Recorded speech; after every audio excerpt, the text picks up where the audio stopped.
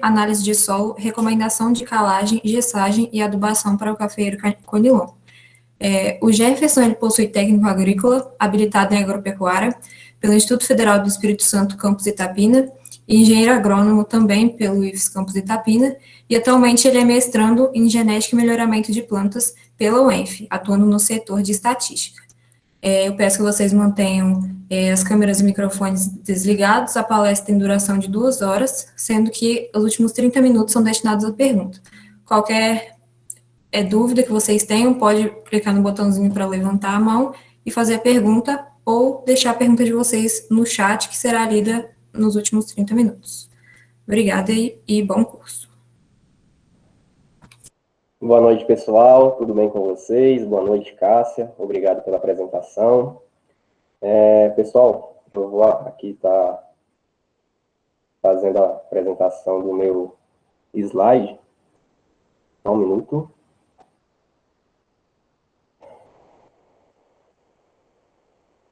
Todo mundo está vendo? Acredito que sim, Jefferson. Sim. Vocês estão ouvindo também direitinho? Sim, áudio ok também. Opa, muito obrigado. Então, pessoal, terça-feira nós nos encontramos aqui, né? Nós falamos um pouquinho sobre a interpretação de análise de solo e como coletar o solo para enviar até o laboratório. Hoje nós vamos dar continuidade, né, ao nosso curso e vamos estar finalizando a recomendação de calagem com os tipos de aplicação e também vamos estar falando sobre a recomendação de adubação. De antemão, né, eu gostaria de saber como vocês estão, porque está sendo uma semana muito produtiva para todos. Vocês estão sendo bombardeados com muita informação. Eu acredito que todos vocês estão muito cansados. Não pelo fato do evento estar sendo ruim, mas sim por estar sendo muito produtivo e por profissionais muito capacitados e com palestras muito boas. Aí o que acontece? Hoje, sexta-feira, todo mundo, né, tem a hashtag sextou com S de saudade, e por BBB, e vocês estão aqui hoje para poder me prestigiar e estar aprendendo, obter conhecimento. E vem sempre aquela música, né? Sextou com S de saudade, mas hoje vai sextar com S de ser magre. Porque todos vocês que estão aqui, vocês estão buscando diferencial. E isso me orgulha muito. Não só como colegas de profissão, mas sim também como profissional. Porque a partir do momento que vocês estão buscando um diferencial, o mercado de trabalho vai olhar para vocês com outros olhos. E por me deixar também muito feliz, isso também me preocupa. Por que me preocupa? Assim, porque a partir do momento que vocês trocaram o lazer para estar vindo aqui me assistir, vocês depositaram muita confiança. Então, vocês esperam que eu supere as expectativas de vocês. E é isso que eu vou tentar fazer aqui hoje. Então, inicialmente, semana passada, pediram, né, para que eu pesquisasse alguma coisa sobre o nitrogênio. Se eu não me engano, foi a Júlia, ela disse que o pai dela tem uma lavoura, reduziu a aplicação de nitrogênio pela metade, e mesmo assim, a lavoura respondeu bem à produtividade.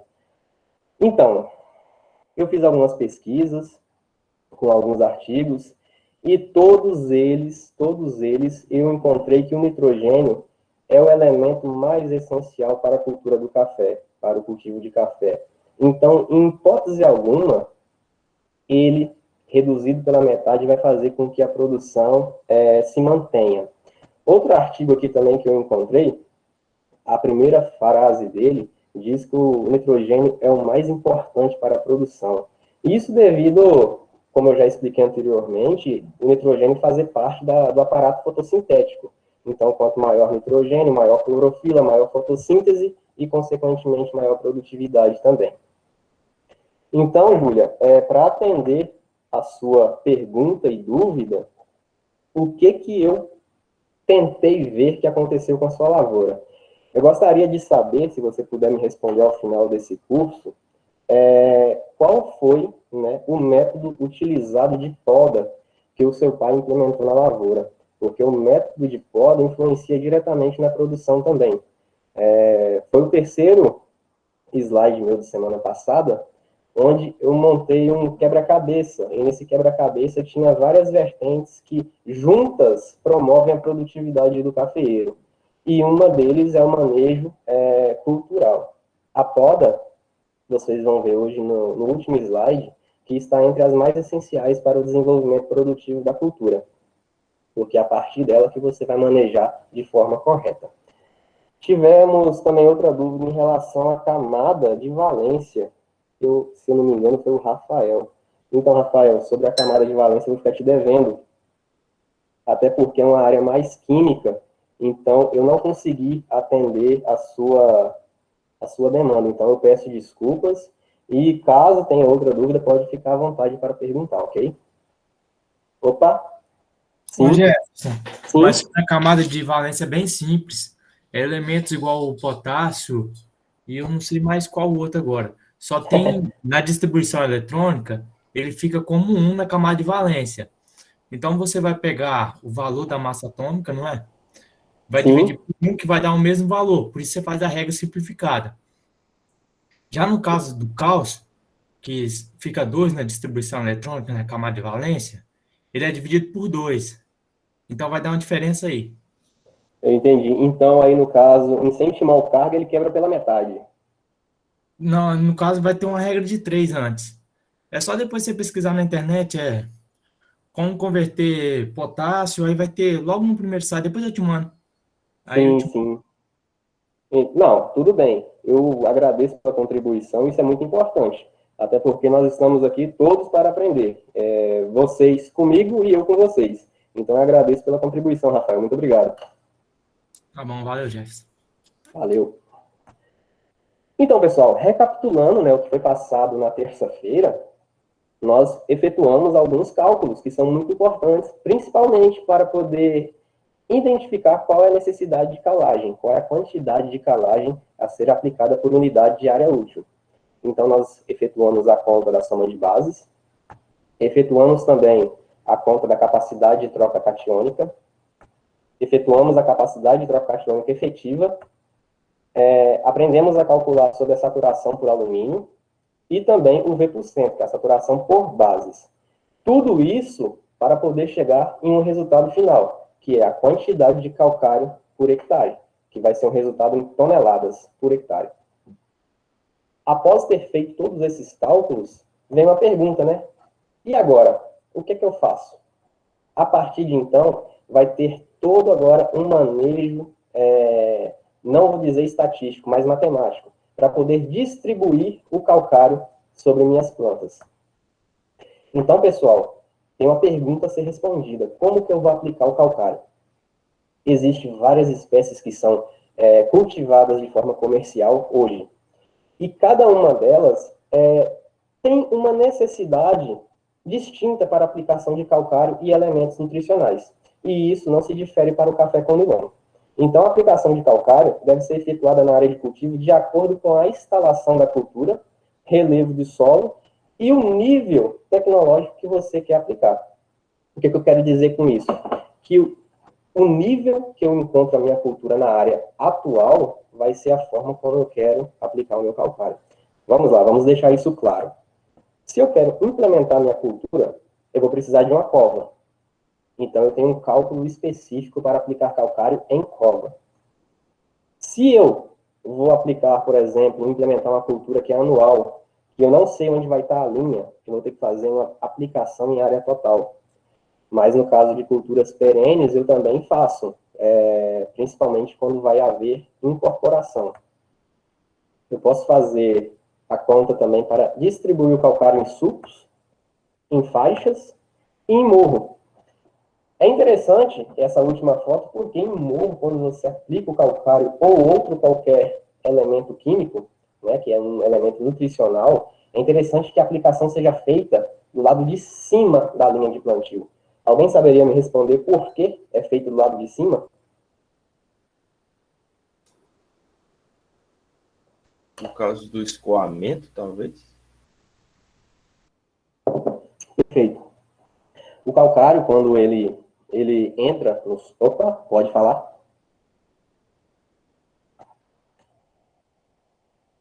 Fica a mãozinha levantada aí. Foi uma mensagem, na verdade, do Antônio. Ele falou por causa da percolação. Perfeito, perfeito. Exatamente, os dois estão certos. Acontece o seguinte, a partir do momento que eu aplico o meu calcário e o meu solo ele tem altos teores de matéria orgânica, que ainda não foram mineralizadas, esse calcário vai fazer com que o carbono presente na matéria orgânica se desfragmente, liberando os elementos presentes na matéria orgânica ao solo. A partir do momento que eu tenho esses elementos disponibilizados para a planta, em áreas declivosas, pode ser que haja perdas. Por quê? Principalmente nessa imagem aí que eu tenho uma lavoura ainda em formação, cujo sistema radicular não está totalmente desenvolvido. A partir do momento que eu tenho um sistema radicular pouco desenvolvido, eu não vou conseguir ter uma absorção total dos meus nutrientes. Então, quando eu tenho uma chuva forte, sem a proteção do meu solo, o que vai acontecer? Eu vou ter percas por lixiviação, percolação, entre outros fatores que fazem com que o nutriente ascenda, ou seja, o topo do morro sempre é menos fértil do que as baixadas. É geralmente por isso. Então, quando eu for fazer uma aplicação, sempre vai ser do lado de cima da linha de plantio. Aí, pessoal, existem várias formas de aplicar o calcário. E aqui hoje, nós vamos estar aprendendo a fazer o cálculo para 3 maneiras. A lanço, em 100% da área em faixa, em covas e em sulcos.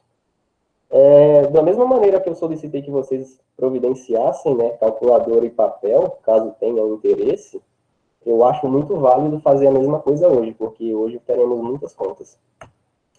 Então vamos lá. Como aplicar o calcário? A lanço, nós temos 2 maneiras, em área total e em faixa.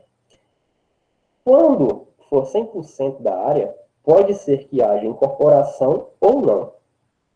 É geralmente indicado para culturas anuais e deve ser indicado para culturas perenes antecedentemente à implantação da cultura na área de cultivo. E 100% da minha área é corrigida, ou seja, eu vou aplicar calcário em sua totalidade. Agora, pelo lado contrário, em faixa, nunca haverá incorporação. Por quê? Alguém sabe me dizer por que nunca vai haver incorporação? Porque o calcário é pouco móvel no solo, né? É uma resposta. Mas porque ela é mais indicada, não é objetiva, é mais indicada para culturas que já estão em formação e em produção. Então, se eu aplico meu calcário em faixa e eu tento incorporá-lo ao solo, eu vou acabar danificando a minha cultura, principalmente o meu sistema radicular. A partir do momento que eu tenho meu sistema radicular comprometido, o que vai acontecer com a minha planta? Ela não vai absorver nutrientes, ela não vai absorver água, ela vai ficar suscetível ao ataque de fitonematóides. Então, tem que ter todo um cuidado excepcional para que meu sistema radicular não seja danificado. Então, geralmente, entendeu? Não é obrigação. Adubação em faixa, nunca vai haver incorporação. E a área é parcialmente corrigida. Ou seja, na entrelinha, eu não vou aplicar calcário. Até porque o meu sistema radicular não chega na entrelinha. Existem pesquisas hoje que uma planta adulta de café atinge aproximadamente 1 metro, sendo 50 centímetros para um lado e 50 centímetros para o outro, com um desvio padrão de 2, no caso 20, né? Que eu ia falar 2 decímetros. Ou seja, ela varia de 80 centímetros até 1,20 m. Então, se a minha entrelinha é 3 metros, para que eu vou aplicar calcário lá no meio da minha carreira? Eu vou estar jogando dinheiro fora. E vocês vão ver o porquê eu vou estar jogando dinheiro fora.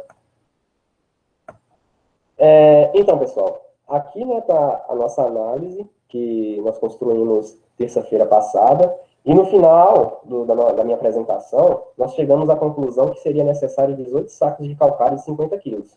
Todo mundo lembra? Sim. Ok. Aí o que acontece?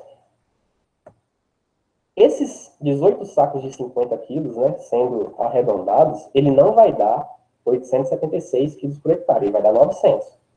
Porque se eu comprar 18 sacos, eu tenho que aplicar os 18 sacos. Então, a partir do momento que eu encontrei, converti e vi que a diferença ali é pouca, eu vou estar aplicando o calcário em sua totalidade. para não sobrar. Até porque se sobrar, eu vou perder o meu fertilizante, o meu corretivo. Então, todo mundo tem que saber que 1 hectare corresponde a 10 mil metros quadrados. Todo profissional da área agrária deve ter o conhecimento dessa conversão de unidade, porque isso aqui é muito importante, principalmente para concurso. Aí o que acontece, pessoal? Nós vamos precisar usar essa conta aqui. O que essa conta quer dizer? Quantas gramas de calcário por metro quadrado serão aplicados? Eu preciso identificar, então, dentro da minha quantidade total, como que eu vou fazer essa aplicação? Quantas gramas eu vou aplicar por metro quadrado? Caso vocês queiram fazer, eu vou dar um tempo para vocês.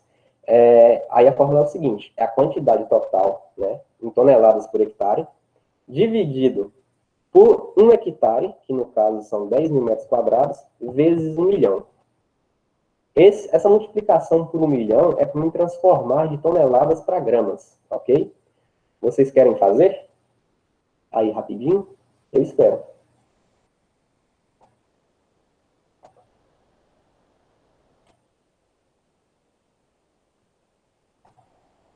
$87.600? Quanto? 87.600. Não, não é 87 mil, não. Nós estamos trabalhando com gramas por metro quadrado. Alguém mandou mensagem no chat, Lagarto. Nossa, perdão. Foi o Antônio, ele disse 9 gramas por metro quadrado. 9 gramas?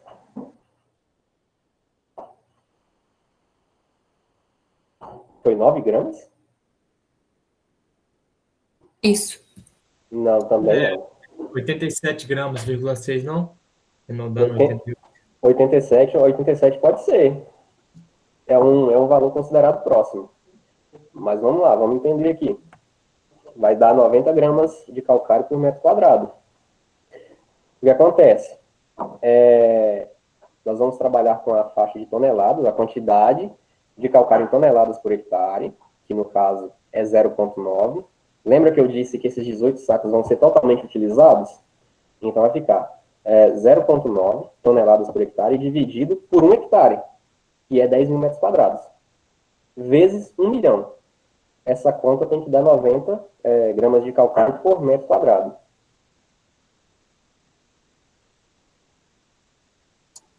É isso mesmo, é porque eu tinha considerado 0,866 em vez de arredondar para 9.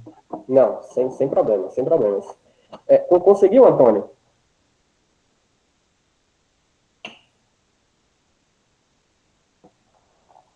Conseguiu.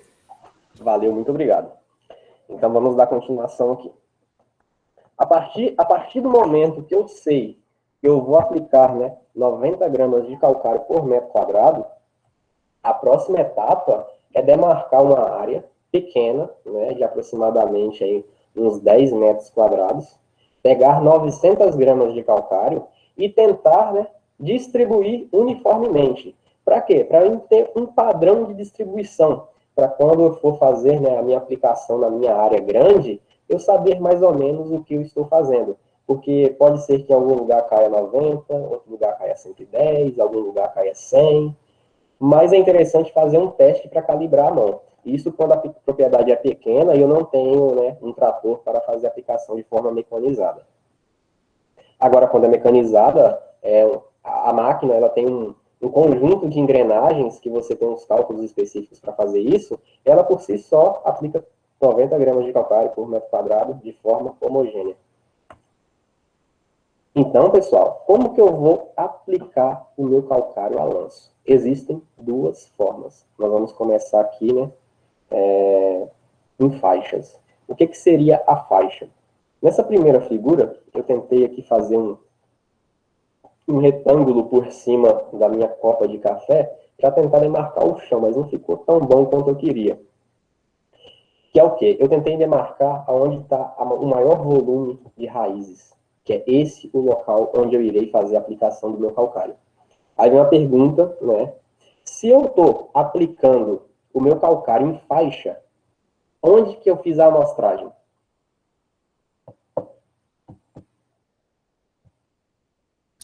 amostragem foi feita na projeção da Copa ou antes? Depende, você fez antes do plano. Na projeção da Copa, geralmente. Perfeito, perfeito. A amostragem, ela é feita na projeção da cota média da planta. De preferência, fazendo um triângulo entre duas plantas, entendeu? No meio da linha, na projeção da copa central. Se eu fiz a minha amostragem na projeção da copa, eu vou estar fazendo a correção também na projeção da copa. Quando eu for recomendar o meu adubo, eu vou estar fazendo a aplicação na projeção da copa. Sempre na projeção da copa. Ou sempre onde eu fizer a amostragem, porque eu estou representando, né, a minha área onde tem o maior volume de raízes. Então, vamos lá. Supondo, né, que se deseja corrigir um solo em uma área de cultivo de café em fase de produção, cujo espaçamento é 3:1. E eu estou querendo fazer uma faixa de correção de 1,20 m. O que eu tenho que fazer primeiro? A primeira coisa é saber que 1 hectare tem 10.000 metros quadrados. Esses 10.000 metros quadrados literalmente um quadrado 100%. Isso para facilitar os nossos cálculos. Então, vamos lá. Essa fórmula aqui. Aqui eu escrevi ela de outra forma para facilitar a minha visualização. O que ela quer dizer? Ela quer saber quantos metros lineares eu tenho com esse espaçamento de 3:1. Então, eu vou pegar assim. Eu tenho o comprimento da minha hectare, que é 100 metros, dividido pelo espaçamento entre linhas de plantio, que no caso é 3, vezes o comprimento da linha. Todo mundo consegue ver essa fórmula mais ou menos desenhada dentro do quadrado?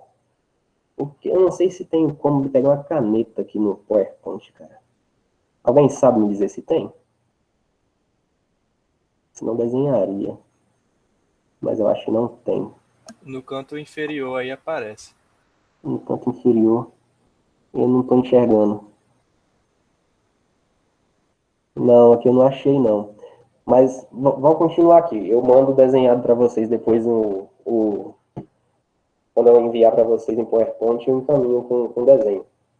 O espaçamento 3:1. Isso significa que as minhas linhas, elas são espaçadas de 3 em 3 metros. Então, o que eu quero saber? Se eu sei que o meu comprimento é 100 metros, quantas linhas vão caber aqui? É só pegar 100 e dividir por 3. Isso vai dar 33,3 linhas. Aí, beleza, né? Descobri o número de linhas. Se eu sei que uma linha tem 100 metros de comprimento, 33,3 linhas vai dar quantos metros de comprimento? Aí eu vou saber a minha metragem em metros lineares. Isso vai me resultar 3.333,3 metros lineares de cultivo. Ok? Aí, joia. Quando eu descubro a minha metragem em metros lineares, o próximo passo é descobrir a minha área a ser corrigida. Como que eu faço? É a partir de qual fórmula? É a partir dos meus metros lineares vezes a minha faixa de aplicação. Então, no caso, vai ser aqui, ó. A área corrigida é igual a 3.333 vezes 1,2. Então, a área aproximada a ser corrigida vai ser de 4.000 metros quadrados. Todo mundo está acompanhando?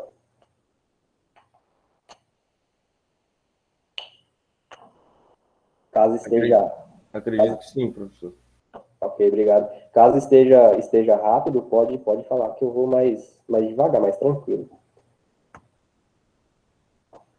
Aí vem a segunda questão. Qual a quantidade de calcário a ser aplicado na faixa para me corrigir a faixa? Como que eu faço? Eu pego a minha área a ser corrigida, vezes o total em gramas de calcário por metro quadrado. Eu vou fazer uma regra de 3. Se em 1 metro quadrado, né, eu sei que eu vou aplicar 90 gramas, em 400 metros quadrados eu vou aplicar quanto? Isso aqui é um outro jeito de escrever uma regra de 3, entendeu? Então vai ficar assim, ó. A quantidade de calcário na faixa é área a ser corrigida vezes gramas de calcário por metro quadrado. No final, isso vai me resultar em 360.000 gramas, que é a mesma coisa que 360 quilos. Então, pessoal, já dá para fazer redução de aplicação, porque anteriormente a aplicação de calcário seria muito maior. Vocês vão entender em breve. Olha só, se eu fizer uma comparação, né, entre a lanço em 100%, que foi aplicado 900 quilos, e a lanço em faixa, que foi aplicado 360 quilos, vocês conseguem ver que tem uma diferença muito grande, né, de proporcionalidade. Por quê? Em um método de aplicação de calcário, eu tenho que corrigir, né, a minha acidez em minha área total. Então, não vai ter nenhum milímetro quadrado que não será corrigido. A partir do momento que eu faço um outro método de aplicação do calcário, que no caso é a aplicação em faixas, eu vou estar direcionando a minha aplicação, mantendo a proporcionalidade de correção, porém reduzindo a área aplicada. O que eu quero dizer com isso? Eu quero dizer que existem diferentes métodos de aplicação de calcário e alguns deles é capaz de reduzir o custo para a correção de acidez. Tudo bem que o calcário é um produto relativamente barato, mas se eu conseguir já reduzir o custo de produção, né, em partes, isso é muito vantajoso para o meu produtor, porque além dele estar fazendo um manejo sustentável, principalmente para o bolso dele, ele vai estar direcionando a aplicação, facilitando até a mão de obra e gastando menos. O intuito de tudo é diminuir o custo de produção, mantendo qualidade. Nunca reduza qualidade, independentemente do que você vai trabalhar. Nunca reduza qualidade. Sim, o custo. Então, fazendo aí a aplicação, corrigindo 1,2 metro de faixa, eu consigo reduzir 40% do meu custo, porque eu estou aplicando 60%, na verdade, 40% a menos de calcário do que eu iria aplicar. Um outro método, né, de aplicação de calcário é a aplicação de calcário em covas. Como que eu faço? Vamos lá fazer uma suposição também, né? Supondo que se deseja implementar a cultura do café e as mudas serão plantadas em covas de 40 por 40 por 40. E o espaçamento é o mesmo, 3:1. Eu tenho, né, da minha aula passada, 18 sacos de calcário a serem utilizados. Nota que quando a gente trabalha com cova, nós estamos trabalhando com 3 dimensões: largura, comprimento e profundidade. Então, pessoal, comumente, isso aqui vocês não vão, eu acho, encontrar em local nenhum, porque está muito, muito bem explicado e detalhado. Vamos lá, a primeira imagem é o seguinte: trabalhando com área, eu tenho apenas 2 grandezas: comprimento e largura. O resultado disso vai ser 10 mil metros quadrados.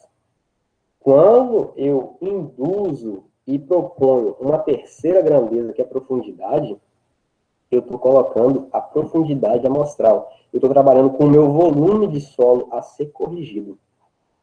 Então, pessoal, uma é área, outra é volume. São grandezas totalmente diferentes que vai mudar muito a nossa forma de trabalhar e calcular.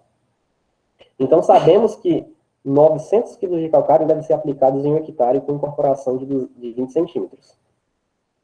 Quantos gramas de calcário serão aplicados por decímetro cúbico? Essa é a pergunta a ser respondida. Quantas gramas de calcário por decímetro cúbico será aplicado por cova? Se eu tenho o meu tamanho de cova, que é 40 por 40 por 40, eu tenho que achar quanto de calcário eu vou aplicar para 1 decímetro cúbico. Eu achando esse, eu converto para o tamanho da cova. Essa é a lógica, entendeu? Então, vamos lá. O volume de solo em decímetros cúbicos, eu estou usando 3 unidades, né? Largura, comprimento e profundidade.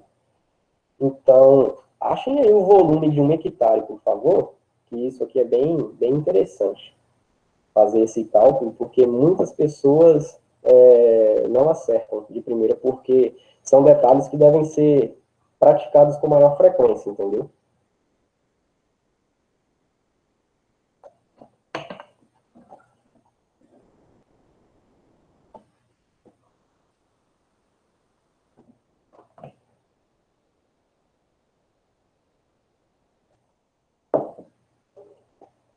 Alguém chegou em algum resultado?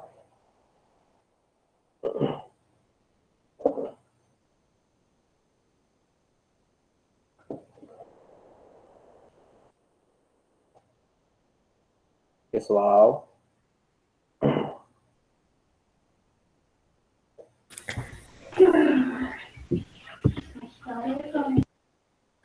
2 milhões de decímetro cúbico. como que você fez? Eu transformei 100 metros em decímetro cúbico. Multipliquei 1.000 por 1.000, né? Vai dar 1.000 e por 0,2 metro de profundidade. Transformei 20 centímetros em metro. Então você não achou isso aqui, 2 milhões de decímetro cúbico. mas aqui tá 200 mil. 200 mil. É, Ah, porque eu transformei centímetro em metro, não? tô brincando, você tá certo. Eu fiz isso aqui de propósito, porque parabéns até então, porque muitos, inclusive eu já errei, entendeu? Porque eu já pegava direto. 100 vezes 100 vezes 20. Não dá certo. Tem que transformar. Eu tenho que transformar as minhas unidades. Sempre deve se trabalhar com unidades iguais. De preferência, gramas, decímetros e miligramas. Sempre essas 3 unidades para a nutrição de plantas. Então, o volume aqui de solo a ser corrigido, né, realmente é esse, 1.000 vezes 1.000 vezes 2. 2 milhões de decímetro cúbico. Como que transforma de metros para decímetros? 1 metro tem 10 decímetros. Então, 100 metros é 100 vezes 10, que vai dar 1.000 decímetros cúbicos. E com isso eu consigo achar o meu volume de solo a ser corrigido. Tudo bem, pessoal? Essa aqui é a maneira certa de se efetuar o cálculo. Então, vamos lá. Aqui tem o volume da cova. Como que eu faço o volume da cova? Eu informei lá na suposição que a cova terá dimensões, né, de 40 por 40 por 40. Então, existem várias maneiras de efetuar cálculos matemáticos. Eu levando 40 ao cubo e dividindo por 1.000, eu consigo chegar no mesmo resultado que você pegar 40 vezes 40 vezes 40 e dividir por 1.000, ou 4 decímetros vezes 4 decímetros vezes 4 decímetros vai dar a mesma coisa. Independentemente da forma que vocês utilizam, o importante é chegar no mesmo resultado. Eu tenho preferência pela assertibilidade do que padrões. E a sociedade, querendo ou não, impõe padrões. Impõe padrões. E nem sempre os padrões que elas impõem são os corretos.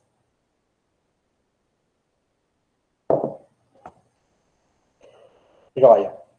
Calculei o volume de solo a ser corrigido. Calculei o volume da cova. Agora eu vou calcular quantas gramas de calcário por cova. Como que eu faço? Eu pego a quantidade de calcário total, multiplico por 1.000 para transformar em gramas, multiplico pelo tamanho da minha cova, né? No caso seria o volume, que é 64, e divido isso tudo pelo meu volume de solo a ser corrigido. Opa, já dei a resposta aqui. Vocês querem tentar fazer ou pode tocar o barco? Acho que não tem tempo ninguém ver, não.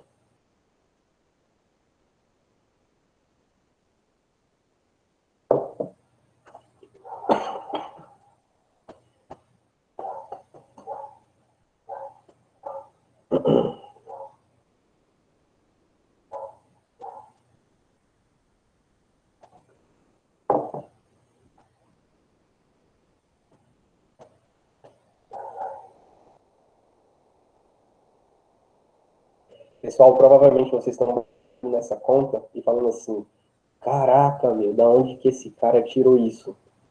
Gente, isso aqui é a regra de 3.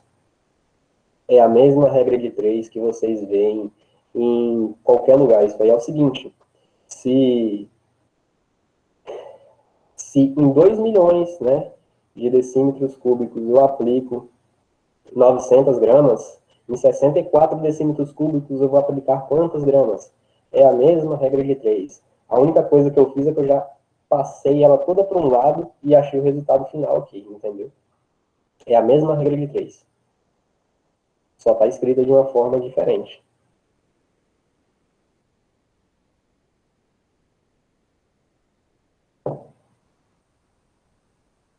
Todo mundo sumiu. Vamos lá. A resposta aí dessa operação tem que dar em torno aí de aproximadamente 28,8 gramas por cova. Aí minha pergunta, eu descobri quantas gramas de calcário eu vou aplicar por cova. para corrigir um volume de solo, né, de 64 decímetros cúbicos. Mas, professor, quantos sacos de calcário eu vou recomendar para o meu produtor comprar? Como que eu faço isso? Porque não adianta lá eu chegar para ele e falar, compra aí 28 gramas. Não, tá errado, porque eu tenho que corrigir 1 hectare. Eu tenho que corrigir uma unidade de área útil para me cultivar o meu café. Então, existem passos também a serem feitos. Qual é a primeira coisa a ser feita? É de identificar o número de plantas que eu tenho nessa minha hectare. E como que eu faço isso? Eu pego a minha metragem em hectare, né, que são... Querem fazer? Para não ficar muito maçante, só eu falando aqui, vocês quietinhos. Se vocês quiserem fazer. Mas eu vou explicar a fórmula para vocês. Número de plantas é igual a área de 1 hectare dividido pela área individual de um vegetal.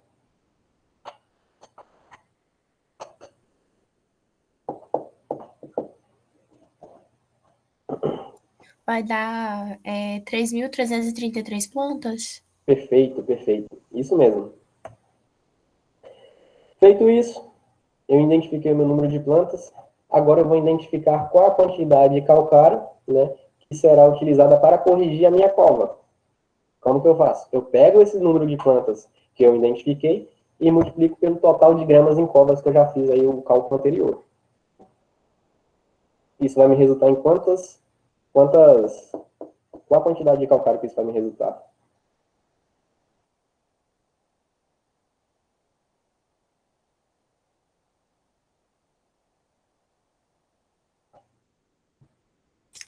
Vai dar 95.990 gramas, né? Que vai dar 95 quilos, né?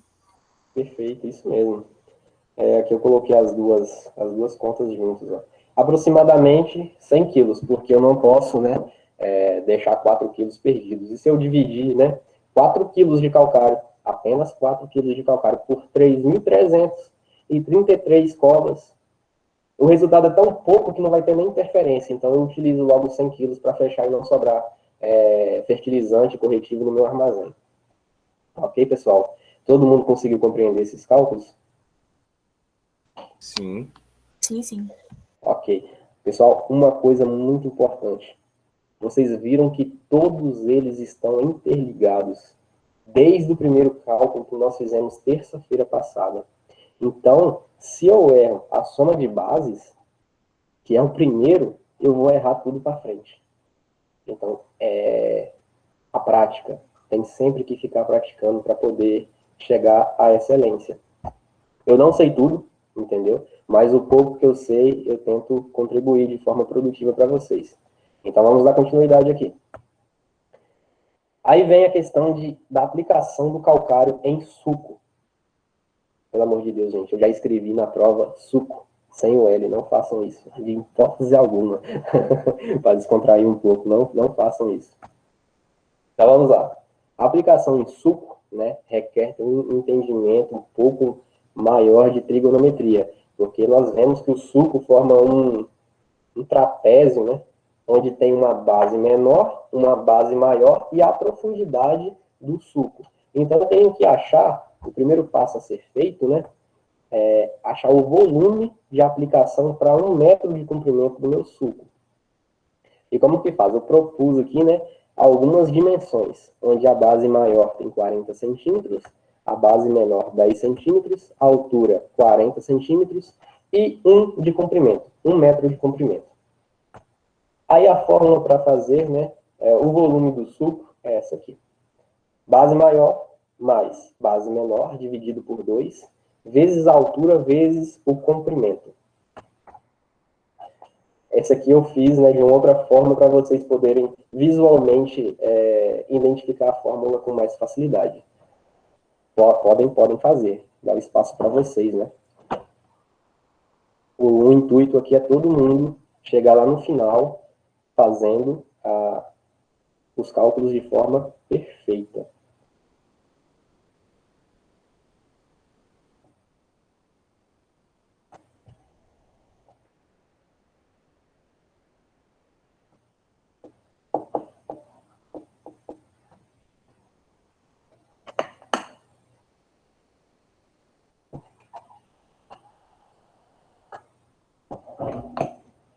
Pessoal, caso sintam alguma dificuldade, podem falar, por favor. Não saiam com dúvidas. Antônio disse 1.000 centímetros cúbicos. 1.000 centímetros cúbicos? Eu não lembro agora de cabeça. Eu não lembro de cabeça. Mas vamos lá, alguém já falou o resultado, né? Não pode, os outros colegas não podem ser induzidos, né? Essa é a palavra certa, ser induzidos. Alguém achou algum resultado diferente do Antônio, pessoal?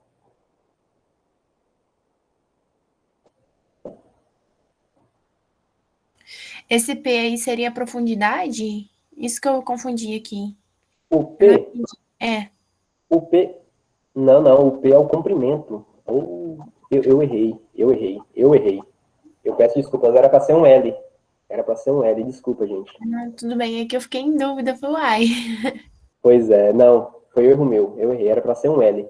Depois eu vou corrigir e mando certinho para vocês. Eu vou colocar aqui, ó, aplicação de calcário em suco. Deixa eu passar aqui para vocês verem. Aplicação de calcário em suco, erro. L por P. Exato, isso aqui vai ser corrigido.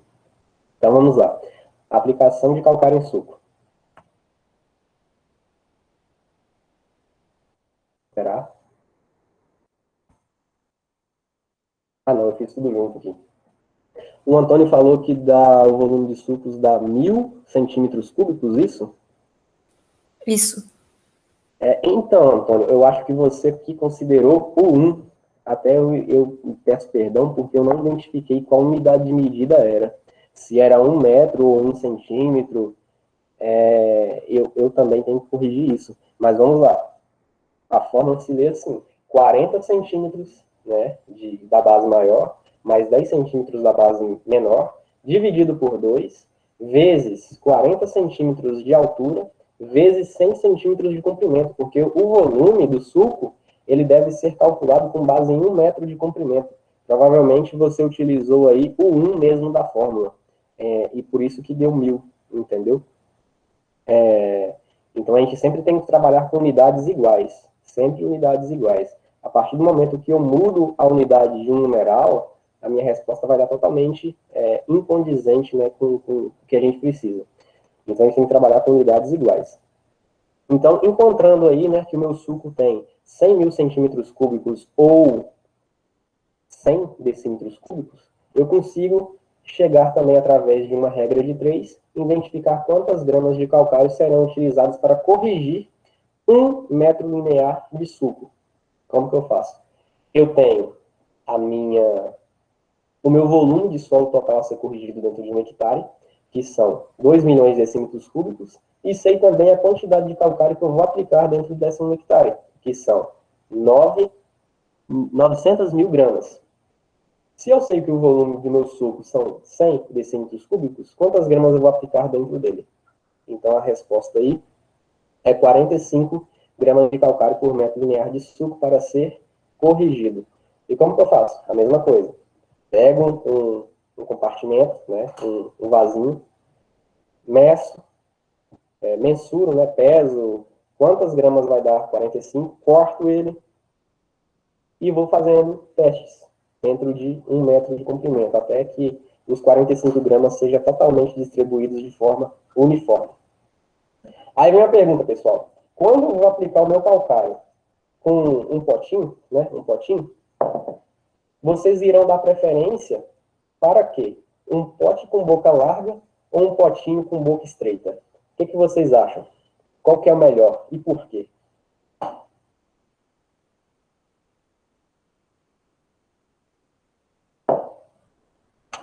Eu acredito que um pote com boca larga vai sair mais calcário e o menor você vai ter um controle melhor, não vai sair tudo de uma vez, por exemplo.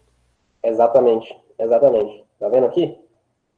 Um copo, né, com a boca maior, a partir do momento que eu tenho um resíduo de qualquer coisa que seja, né, seja fertilizante, seja areia, seja farinha, e passa um pouquinho acima da borda, esse pouquinho vai ter uma área muito grande. Então, eu vou estar aplicando muito calcário, né, uma quantidade que, se eu comprar certinho, vai acabar faltando lá no final, ou até mesmo prejudicando na hora de fazer uma adubação. Ou caso eu passo a mão e pego um pouco fundo também, eu vou estar jogando calcário no saco. Então, a minha aplicação vai estar sendo ineficiente.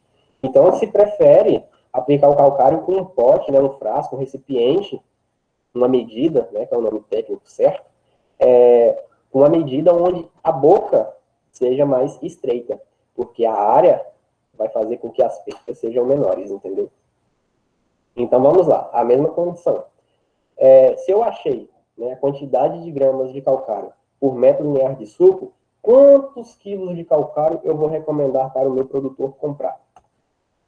Aqui a conta muda um pouco. Eu não vou partir o princípio da cova. Eu vou agora partir do princípio de que eu preciso encontrar quantos metros lineares de plantio eu tenho na minha área. E como que eu faço isso? Eu faço através dessa fórmula aqui. Metros lineares, né? Na verdade, nós já até fizemos. O total de metros lineares é o comprimento da minha hectare, dividido pela minha entrelinha, vezes 100. Com isso, eu vou ter 3.333 mil metros lineares. O que acontece? Qual é a minha quantidade de calcário para corrigir o meu metro linear de suco? Eu pego quantas gramas eu vou utilizar para corrigir um metro linear e multiplico pelo minha quantidade total de metros lineares. Isso aqui ficou confuso porque fala metro linear duas vezes, acaba ficando redundante. Mas podem fazer, que a fórmula no final dá certo. 150, eu acho. Perfeito. Perfeito. É sempre também recomendável que fale para o produtor em sacos. Nunca fala, compra lá 150 quilos. Chega para ele e fala assim, compra 3 sacos de calcário. Compre 3 sacos de ureia de 50 quilos. E indique também a massa, né, do saco que ele vai comprar, porque existe os de 50 quilos e os de 25 quilos. Então, sempre faça essa indicação na hora de recomendar um produto de fertilizantes, né? Pessoal, tá todo mundo quietinho, mas eu sei que vocês estão online. Vamos interagir mais. Até então, eu só identifiquei aqui 3 vozes diferentes. Tem alguma dúvida? E nós vamos para outro patamar agora. Tá muito esclarecedor, tá tranquilo. Tá, então, tudo bem. Vamos lá. Desculpe essa interação aqui pouco profissional, mas eu sei que hoje é sexta-feira, todo mundo queria estar não aqui. Todo mundo queria não estar aqui. Mas vocês então todo mundo cansado, vamos descontrair, entendeu? Vocês precisam disso. Vamos lá, pessoal. Existem diferentes métodos, né, de aplicar o calcário. Aí o que acontece? Ninguém me perguntou, mas aqui vai eu falar. A calagem é um método utilizado, né, para as práticas agrícolas para corrigir a acidez do solo, aumentando a atividade microbiana. Quanto mais micro-organismos eu tiver no meu solo, melhor para a minha cultura. Isso vai favorecer, né, algumas simbioses, principalmente com leguminosas, né, que eu acho que vocês já ouviram falar sobre a fixação biológica de nitrogênio. Favorece também a mineralização da matéria orgânica e liberação dos nutrientes anteriormente ligados a cadeias carbônicas. Então, pessoal, a calagem não serve somente para corrigir a acidez. Serve como outros fatores que vão beneficiar a produtividade e desempenho de um vegetal. Aí vem a questão. E o gesso? O que o gesso faz? Alguém quer comentar? Fazer um comentário? Pode ficar à vontade.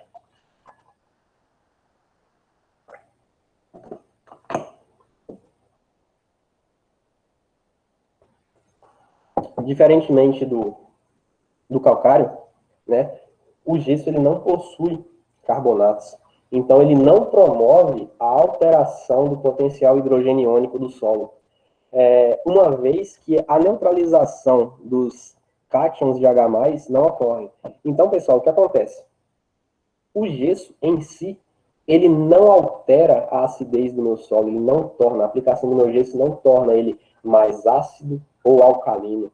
ele apenas promove um condicionamento do meu solo. O que seria o condicionamento? Seria uma estruturação melhor dos meus solos. A partir do momento que eu tenho uma estruturação dos meus solos, o sistema radicular ele cresce melhor, ele se desenvolve melhor, ele chega em profundidades maiores. Com isso, a partir do momento que eu tenho um sistema radicular totalmente desenvolvido, caso aconteça uma falta de energia, eu não consigo irrigar, a minha planta vai ficar, não vai ficar suscetível ao estresse hídrico. Outras coisas que podem fazer. A partir do momento que eu tenho um erro de aplicação de nutrientes, a partir do momento que eu não faço uma irrigação, a minha planta não vai estar suscetível. Porque quanto maior a profundidade do meu sistema radicular, mais acesso à água em profundidade ela também vai ter. A partir do momento que eu tenho a meu sistema radicular profundo, ele costuma a depositar matéria orgânica em profundidade, formando ductos orgânicos, né, no meu perfil do solo, fazendo com que a água infiltre, aumentando ainda mais a permanência da água no solo, que se chama de capacidade de campo, que é a capacidade do meu solo em reter água. Aí vamos lá, pessoal. Como que eu faço, né, a amostragem de solo para a gessagem? Como eu expliquei lá na terça-feira, no mesmo ponto que eu tiro a amostra para fazer a calagem, eu utilizo esse mesmo ponto para tirar a amostra para fazer a gessagem. Eu retiro de 0 a 20, coloco no balde, uma sonda no mesmo furo, tiro de 20 a 40, põe em outro balde. E quando que eu vou recomendar a minha gessagem? Eu vou recomendar a gessagem quando o teor de cálcio da minha amostra de 20 a 40 for menor ou igual a 0,4 centimol por decímetro cúbico, ou IE, quando o teor de alumínio for maior que 0,5 centimol por decímetro cúbico, ou IE, quando a saturação por alumínio for maior que 30%. O que eu quero dizer com ou IE? Se independentemente, se um desses 3 fatores ocorrer, eu tenho que recomendar a gessagem. Se a minha saturação for 29, se o meu teor de alumínio for 0,3 e o meu teor de cálcio for 0,2, o cálcio está falando que eu preciso de gesso. Então, eu tenho que aplicar o gesso dentro dos padrões de recomendação. Todo mundo conseguiu compreender isso? Isso aqui é muito importante. O Jefferson, eu não compreendi essa questão de porcentagem, não. Se você puder explicar de novo. Claro. Vamos lá. Lembra lá na terça-feira que nós fizemos um cálculo? Fizemos um cálculo SB, né? Fizemos um cálculo de T maiúsculo, T minúsculo, M% e V%? Sim. Então, esse M% é o que é o M%? É a saturação por alumínio. A minha saturação por alumínio, quando for maior que 30%, eu tenho que aplicar o gesso. O meu solo está dizendo que eu tenho muito alumínio. Por quê? A minha amostragem foi feita de 20 a 40.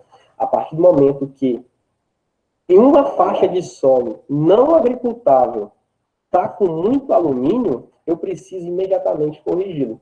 E o gesso tem a capacidade de percorrer distâncias de até 40 centímetros, diferentemente do calcário, que percorre apenas 10. Então, a saturação por alumínio, que no caso é o M%, quando ela der maior que 30, eu tenho que aplicar o gesso. Eu consegui te responder? Conseguiu sim, muito obrigada. Disponha. Tem algumas mensagens aí no chat? Ô, Tem. Jefferson, Sim. pode falar. Pode falar, Rafael, depois eu leio. E no caso do cálcio, peraí, que for 0,5 só no solo, e você tem um teor de alumínio aí de 0,1 e uma saturação de alumínio de 0%. Vamos supor, você recomendaria essa calagem, tendo que o cálcio está 0,5 ou não? Não. Porque, vamos lá. Pesquisas, né? Todas essas recomendações foram feitas baseadas em pesquisas. Se o meu cálcio ele está maior que 4, significa que ele está bom no meu solo. Joia? Ele está bom no meu solo. Porque abaixo de 4 eu recomendo a gessagem. Se o meu alumínio está ok e o meu M% também está dentro dessas recomendações que não há necessidade de gessagem, se eu aplicar o gesso, é bom, não é ruim. Mas só que eu vou estar gastando, né, tendo um gasto desnecessário. Mas se eu aplicar, joia, perfeito. Eu vou estar fornecendo magnésio para o meu solo, eu vou estar carregando cálcio e magnésio em profundidade, eu vou estar melhorando o meu solo, e eu vou fazer com que o meu sistema radicular se desenvolva melhor. Porém, não há necessidade, visto que os parâmetros que você me disse não estão pedindo, né, uma gessagem, ok? Beleza, Jefferson. Consegui responder? Conseguiu sim.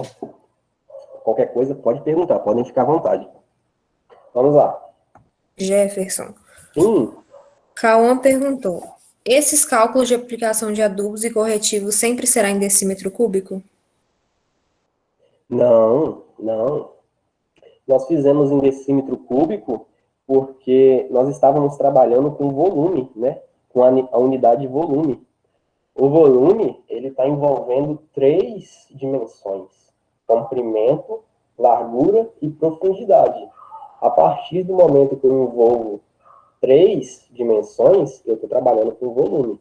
Aí sim eu vou trabalhar com decímetro cúbico, que é o caso de cova, sulco, joia, mas quando eu trabalho com área superficial de aplicação, eu vou estar trabalhando, como eu já disse, né, com área, envolvendo 2 dimensões, que é comprimento e largura. Ok, Cauã?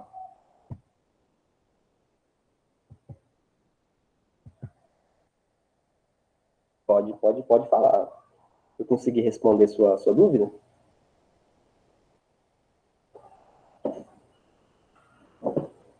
Ótimo, obrigada. Precisando, pode me interromper, sem problema nenhum. Então, pessoal, eu falei das propriedades, dos benefícios do gesso, mas como que eu identifico qual é a quantidade de gesso que eu vou precisar para condicionar o meu solo numa profundidade, né, de 40 centímetros?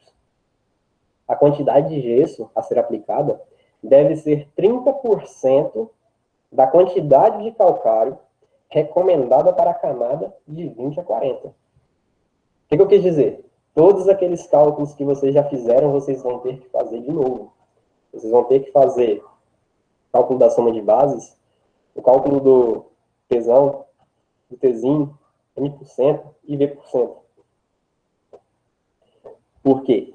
A partir desses cálculos, eu consigo obter a minha quantidade de calcário na faixa de 20 a 40.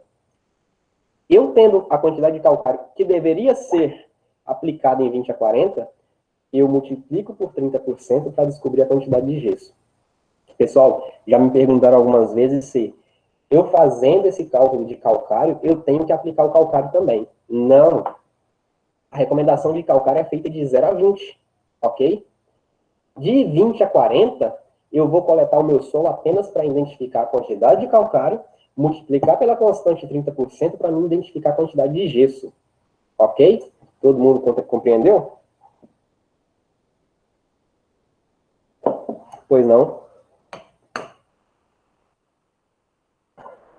Em relação à profundidade, lá na fórmula, na última aula, fiz uma pergunta, só que na verdade eu não fiquei bem esclarecido. Que você disse que o calcário, ele não consegue muito adentrar o solo, no máximo 10 centímetros.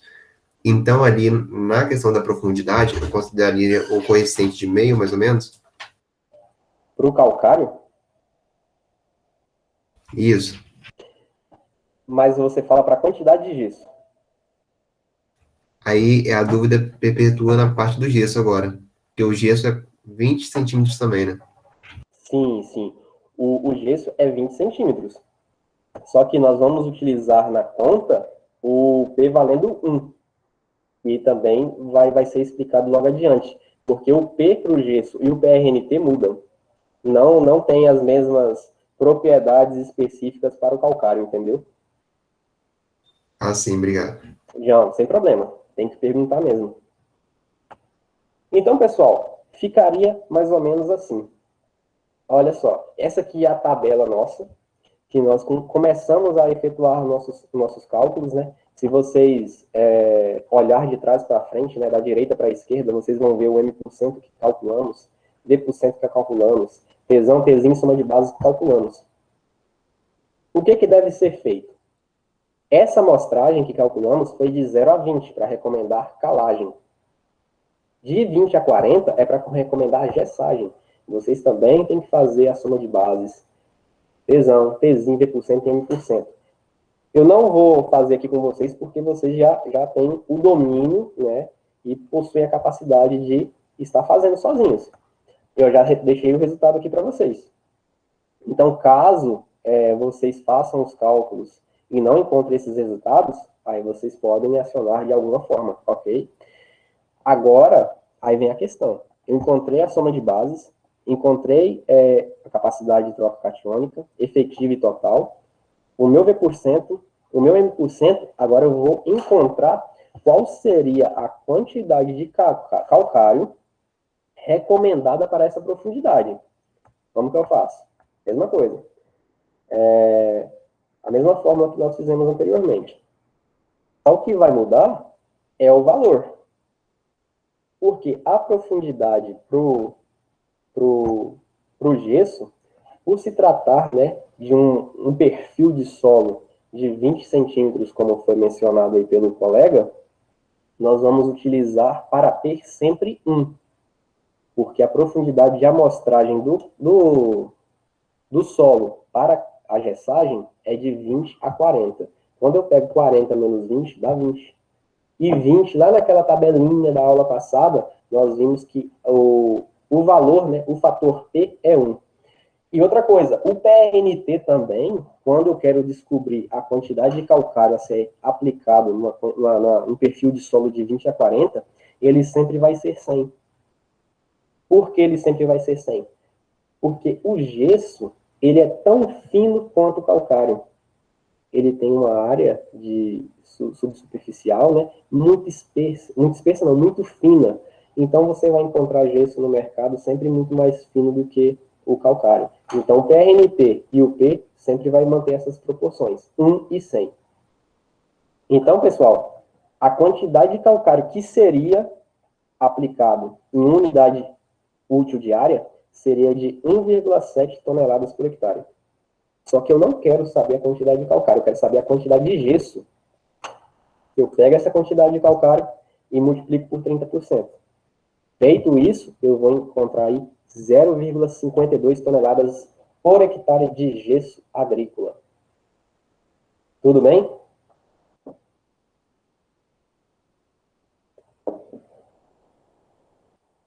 Beleza.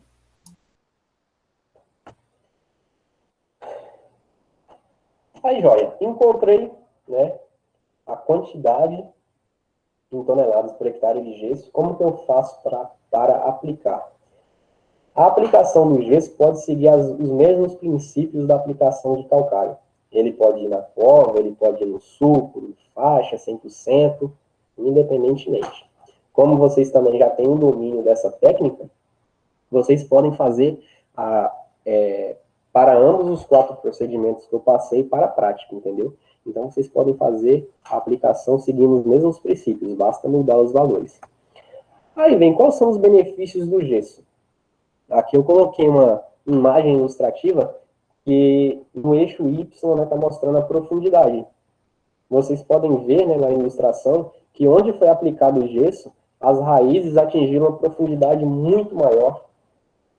Quando eu tenho, né, essa profundidade de sistema radicular, esse desenvolvimento maior do sistema radicular, eu tenho a minha planta mais vigorosa, mais sadia, com a evapotranspiração a todo vapor.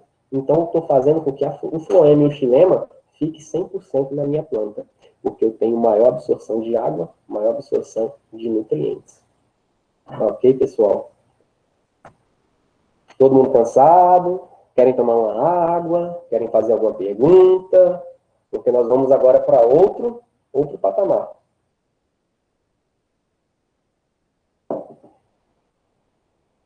Vamos dar continuidade, então. A adubação no cafeeiro.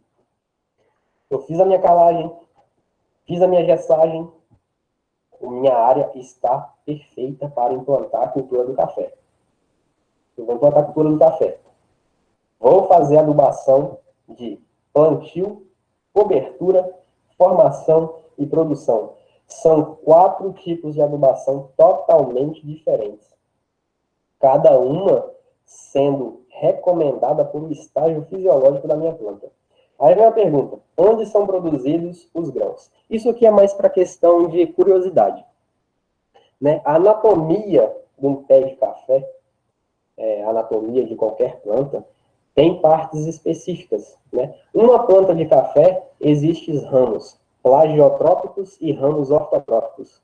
Os ramos ortotrópicos são os ramos verticais, né, responsáveis pela condução de seiva bruta, seiva elaborada e sustentação dos meus ramos plagiotrópicos e da minha copa.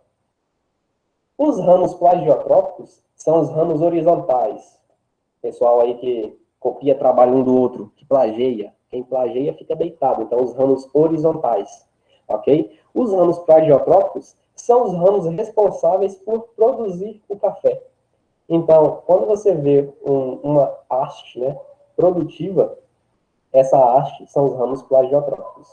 Se você vê uma copa vigorosa, ela está sendo sustentada por um ramo ortotrópico. Ok, pessoal? Isso aqui é questão de curiosidade. Eu não sei se todo mundo acompanhou a palestra do Paulo, falando sobre nutrição, né, do morango. Ele mencionou muito bem a respeito da lei do mínimo. O que é a lei do mínimo? A lei do mínimo, ela diz o seguinte: a produção máxima é estimada e será devido à taxa do elemento em menor disponibilidade. Ou seja, em outras palavras, o elemento essencial que estiver em menor disponibilidade no solo vai limitar a minha produção. Com isso, eu vou ter uma produção perdida, eu não vou ter uma produção máxima, por causa de apenas um elemento que estava em escassez. Então, quando eu for recomendar todos os meus fertilizantes com base nas minhas análises de solo, eu tenho que ser muito cuidadoso, porque se eu errar, eu vou estar provocando percas. A partir do momento que eu tenho percas, eu não tenho lucro. Se eu não tenho lucro, a produção vai, lá embaixo. Não a produção, né? A rentabilidade vai lá embaixo. E no outro ano, consequentemente, eu não vou ter dinheiro para investir, a minha lavoura vai de mal a pior, no outro ano eu não vou ter dinheiro para investir, a minha lavoura produz menos ainda, abandona. Aí não vai ter como mais fluir. Então, pessoal, sempre recomendar de forma muito cuidadosa. Aí vamos para a adubação de plantio.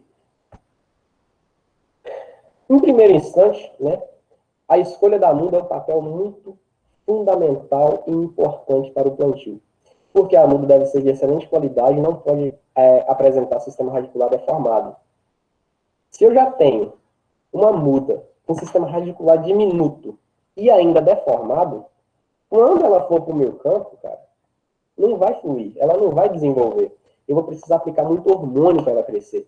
Então, eu não quero ter essa dor de cabeça. Então, eu tenho que escolher viveiros certificados e adquirir minha muda com qualidade. A partir do momento que eu escolho minha muda, o plantio pode ser realizado em 2 épocas distintas. O período mais quente e chuvoso do ano, né, que ocorre nos meses de outubro a novembro, e no período mais frio e seco, que é de março a abril. Isso leva em consideração todo aquele aparato do fotoperiodismo que o nosso professor aí do IFES Itapina domina muito bem, o Evandro.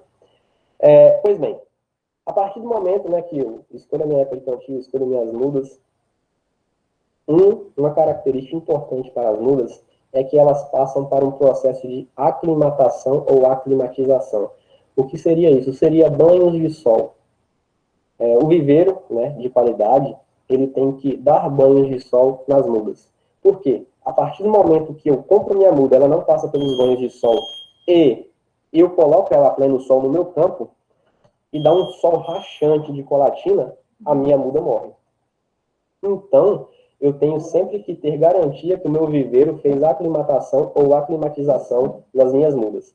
Caso não tenha feito, existem produtos de forma comercial no mercado que podem ser aplicados, né, via pulverização, que vão impedir que o sol danifique a minha folha, que são os condicionadores de solo ou protetores de solo.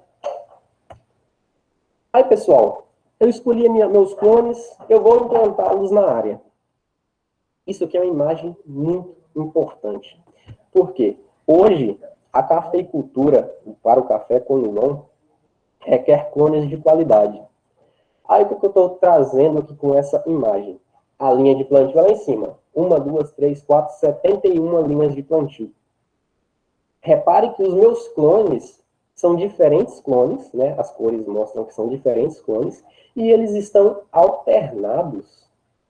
Alguém poderia me dizer por que eu tenho que plantar mais de um clone dentro de uma área de café Conilon?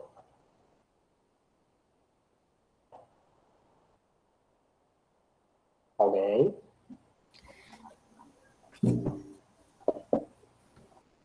Alguém liga o microfone, pode falar. Por conta da compatibilidade? Perfeito. Ele não é Compatibilidade. compatível. Ele não é compatível com ele mesmo, cara. Exatamente. Essa é um fator, a incompatibilidade genética. Mas vamos entender o porquê é necessário... Opa, alguém falando? Eu ia falar também questão de pragas, né? Doenças, essas coisas. Perfeito, perfeito.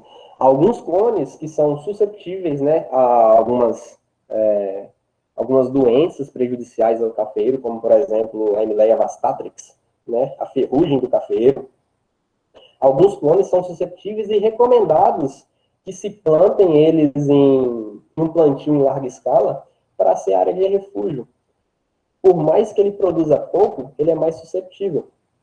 Então, o que acontece? A ferrugem vai, ataca ele e não ataca as outras plantas que são um pouco mais tolerantes.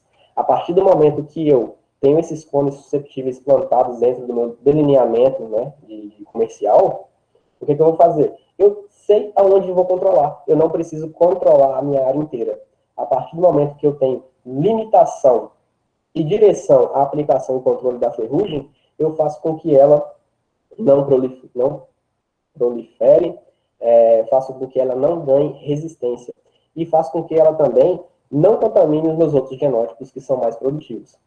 Aí vem a questão que a primeira colega falou, da questão da incompatibilidade. Perfeito. O café Conilon, diferentemente do café arábica, é uma planta alógama. O que eu quero dizer com plantas alógamas?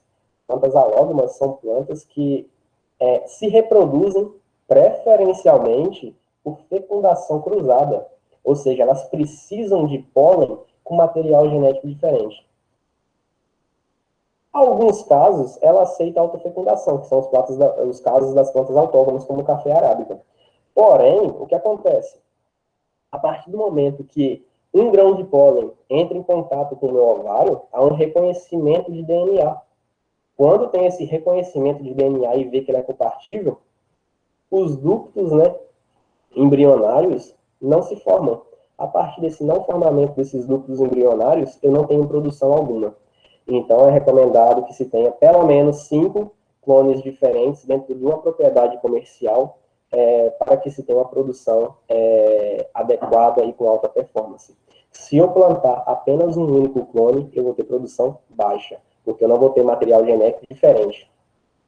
É o mesmo caso para o milho, para o maracujá. Então, eu sempre tenho que me atentar, né, ao sistema reprodutivo das minhas plantas. Aí vem a adubação de plantio. Instalei tudo bonitinho, sei como vou plantar, vou fazer a adubação de plantio. Então, pessoal, devido, né, ao reduzido sistema radicular na fase inicial de desenvolvimento, o cafeeiro, não só ele como outras culturas, eles requerem, né, altos teores de fósforo disponível no solo. Então, eles precisam que uma adubação fosfatada seja feita. Com isso, pessoal, existem tabelas que servem, né, como recomendação para os principais elementos essenciais. Aí vem a questão do fósforo.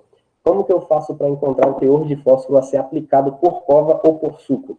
Eu tenho que levar em consideração lá a minha análise de solo. Vocês têm acesso a ela fácil ou querem que eu volte aqui para vocês poderem tirar um print. Vou voltar aqui rapidinho. Pra vocês poderem tirar um print. Aí, tira um print, por favor. Caso mandem num grupo, alguma coisa do tipo. Tiraram? Joia. Vamos lá. Como que eu faço para identificar o teor de fósforo, né, de P2O5 por cova? Eu vou precisar de antemão saber do meu perren. Eu identificando o meu perren, eu não lembro quanto está na análise, alguém poderia me falar?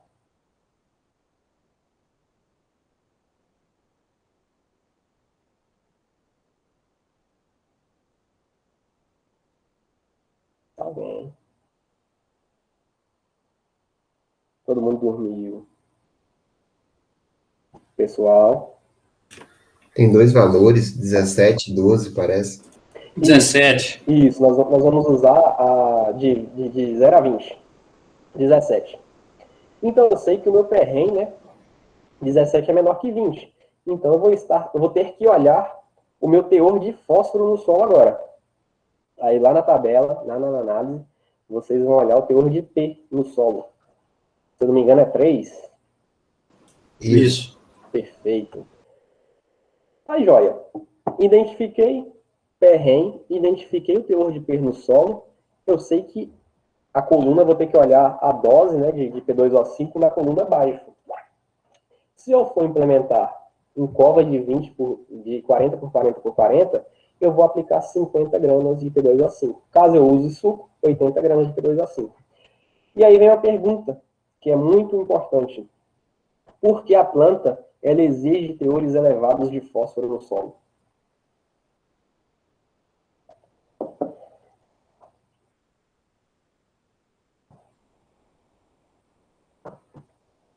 Alguém? É por conta da mobilidade dele, que é baixa? Também. Essa é uma resposta que eu nem tinha pensado, e agradeço pela sua colocação. Isso é uma verdade.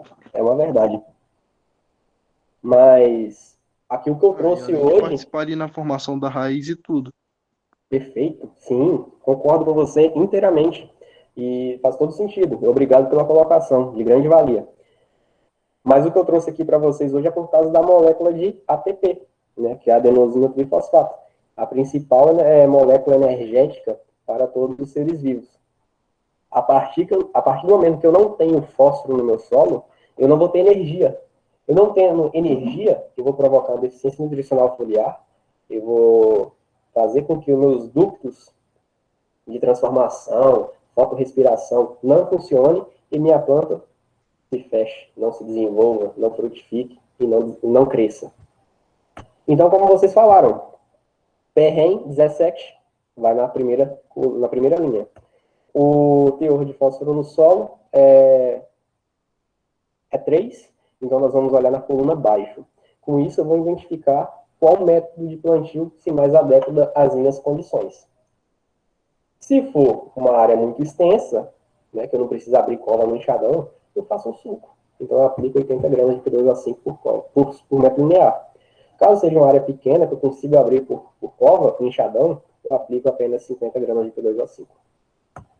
Lembrando, pessoal, que o P2O5 é a molécula de fósforo inteira, junto com oxigênio. Eu não vou chegar na minha casa agrícola e falar assim, eu quero 200 kg de P2O5. Eles não vão nem saber o que é isso. Uma parte, óbvio, tem muitos profissionais qualificados que trabalham vendendo produtos. Mas vocês vão chegar na casa agrícola e perguntar, eu quero comprar 2 sacos de super simples, eu quero comprar super fosfato triplo, eu quero comprar MAP. E como que eu faço para saber qual a quantidade do produto que eu vou indicar? Primeiro, eu vou fazer uma pesquisa de mercado, obviamente, e saber qual produto eu tenho disponível na minha região. Sabendo isso, a regra de 3 salva todo mundo, né, gente? A regra de 3 é fenomenal. Eu vou fazer uma regra de 3 para saber qual a quantidade de fósforo, né, de fertilizante fosfato, que eu vou estar aplicando por cova. O primeiro exemplo, eu fiz para a cova, onde 100 gramas de super simples tem 18 gramas de P2O5. eu preciso de quantos gramas de P2O5? Eu preciso de 50. Então, eu faço a regra de 3 e sei que eu vou precisar aplicar dentro da minha cova 277 gramas de super simples. Agora, por metro linear de suco, é a mesma coisa. 100 gramas de super simples tem 18 gramas de P2O5. Eu preciso de 80. Quanto eu tenho que aplicar por metro linear? 444. Aí vem aquela questão, mas eu vou chegar na casa agrícola e pedir 444 gramas de super simples? Não.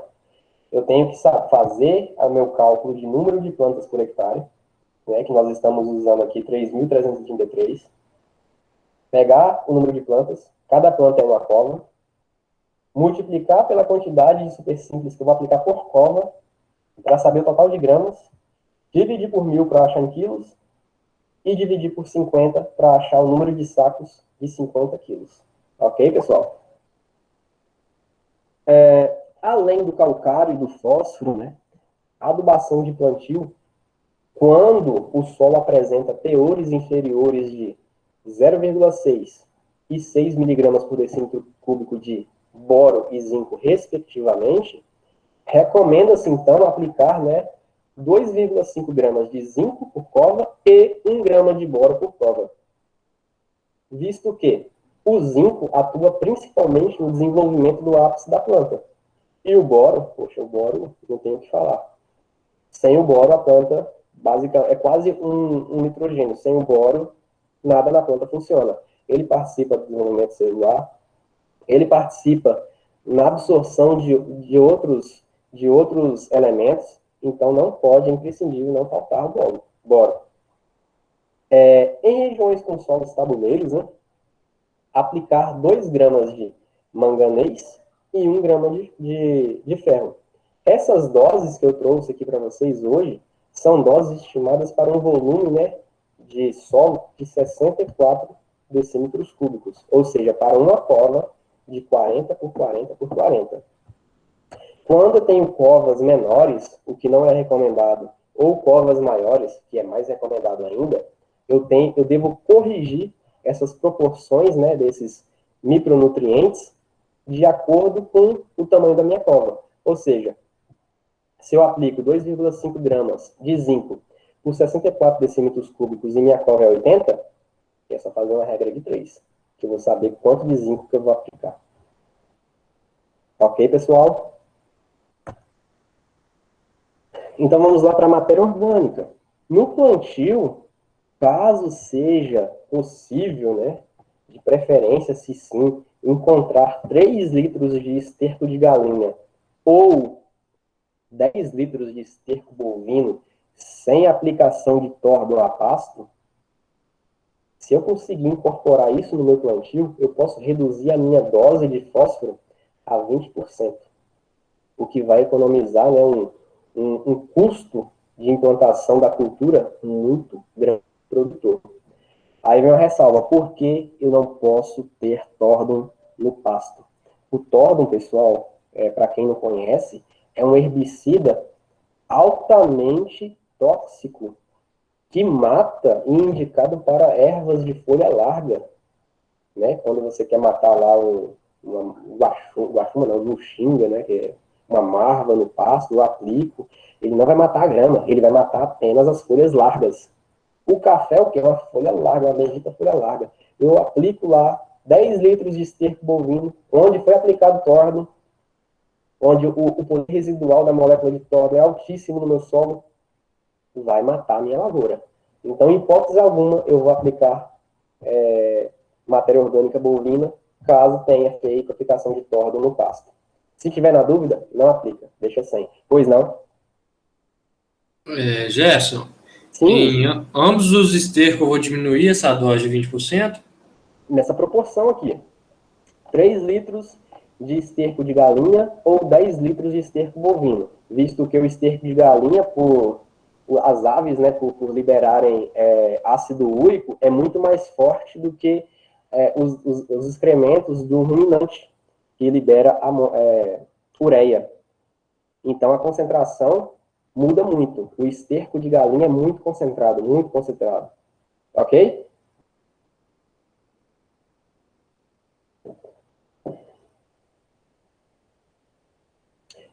Joia, eu acho que Ô, Jeff, sim, esse P aí vai ser o P2O5, né? exatamente, P2O5. Então, a dose de P2O5 pode ser reduzida em 20% se eu conseguir 10 litros de esterco bovino ou 3 litros de esterco de aves. Joia? Beleza, Jeff. Ok. Vamos dar continuidade aqui por conta do tempo. Que horas são? Ih, tem tempo demais ainda. Graças a Deus. Vamos lá, pessoal. Então, pessoal, o que acontece? Eu fiz o meu plantio, fiz a minha aplicação de alguma fonte fosfatada, coloquei o meu micronutriente, apliquei minha matéria orgânica. Após 3 meses, na verdade, após o primeiro mês de pegamento da minha cultura, o que eu tenho que fazer? Eu tenho que fazer uma aplicação de cobertura. O que seria essa aplicação de cobertura? Serão 3 aplicações, né, de 7 gramas de N e 15 gramas de K2O, espaçadas um mês após o outro. Então, pessoal, a partir do momento que eu tenho a minha planta pegada um mês, eu tenho que fazer a aplicação de nitrogênio e potássio. E em solos onde a minha análise de solo de 0 a 20 tiverem, né, o teor de potássio superior a 80, ou seja, alto, eu posso reduzir essa minha aplicação de 15 gramas de K2O para 5 gramas de K2O. Ok, pessoal? Então, vamos lá. Como que eu faço esse cálculo? A mesma coisa, regra de 3. Se eu sei a concentração da minha ureia, que é a minha fonte nitrogenada, eu consigo fazer qualquer cálculo, né? Se 100 gramas de ureia, eu tenho 44,5 gramas de N, aproximadamente. Algumas têm 45, 44, independentemente. E eu preciso disponibilizar para minha planta 7 gramas, quantas gramas de ureia eu vou aplicar por planta? 15 gramas de ureia. A mesma coisa por potássio. Aí vem uma pergunta que eu queria que vocês respondessem.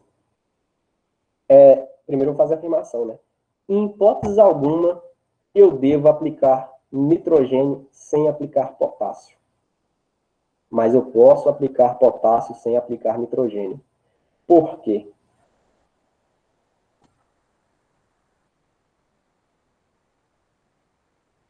Podem arriscar, pessoal.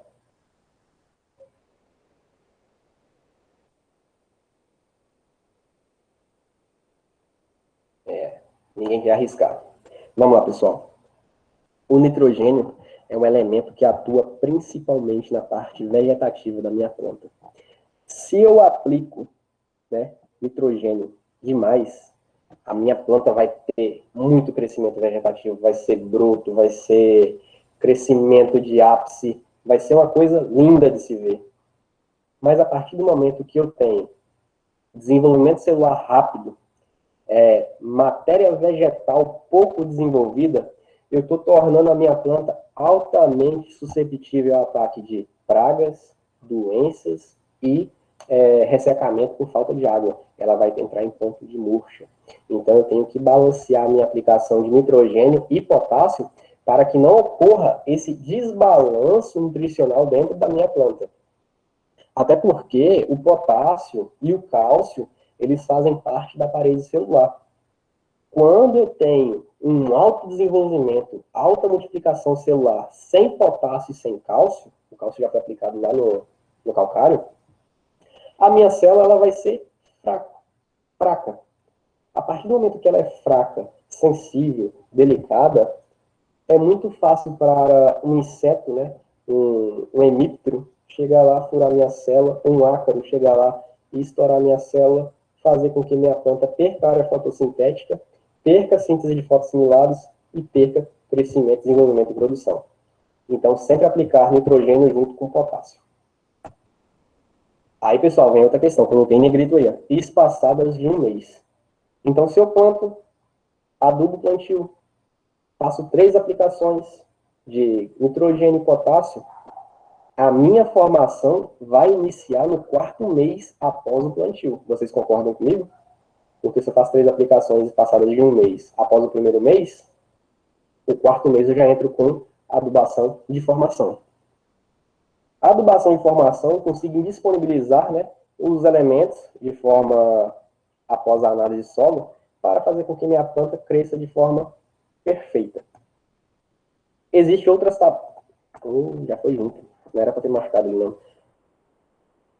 Assim como o plantio, existem tabelas para a formação do cafeiro. No caso aí do potássio, na minha análise de solo, se eu não me engano, está 160 e alguma coisa. Ok? Não é isso mesmo? Se eu estou com... Pode falar? 163. 160. Se eu estou com um teor de potássio 163, eu vou identificar onde o 163 se encaixa e vou saber já qual vai ser a minha dose, né, de nitrogênio, que é tabelado. No primeiro ano vai ser 15 e no segundo ano vai ser 30, mas a minha dose de fósforo no primeiro e segundo ano vai mudar, que vai ser 10 e 20. Essas gramas por plantas vocês já sabem fazer, que é a partir da regra de 3. Feito isso, você vai saber quantas gramas de produto comercial podem ser aplicadas por planta. Caso as plantas iniciem a produção, né, vocês percebam que ela está totalmente vigorosa, com um porte adequado, que aguente uma carga promissora, vocês podem tirar e impedir a adubação de formação e passar a adotar uma adubação de produção. Eu marquei ali no segundo ano. No primeiro ano, vocês podem utilizar a mesma análise de solo que foi feita para o plantio. No segundo ano, é recomendado que se faça uma outra análise de solo, porque ali a minha química do solo já está totalmente alterada. É válido ressaltar que são 3 aplicações nos períodos chuvosos. Feito isso, eu já entro na minha adubação de produção, que as quantidades de nutrientes, né, devem ser aplicadas levando em consideração as produtividades esperadas e os teores de nutrientes no solo. Também, assim como a adubação de plantio e formação, existem tabelas. Não sei se vocês já ouviram falar, mas a análise de solo não tem o elemento N. Você não quantifica nitrogênio através de análise de solo, porque o nitrogênio já é tabelado. Reforçando, né, e corroborando com o que foi que a Júlia, se eu não me engano, perguntou na semana passada.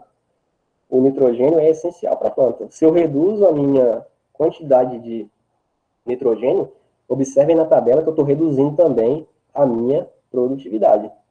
Então, pessoal, vamos supor aí que eu quero ter uma produtividade de 130 sacas por hectare. Quanto de nitrogênio eu vou aplicar?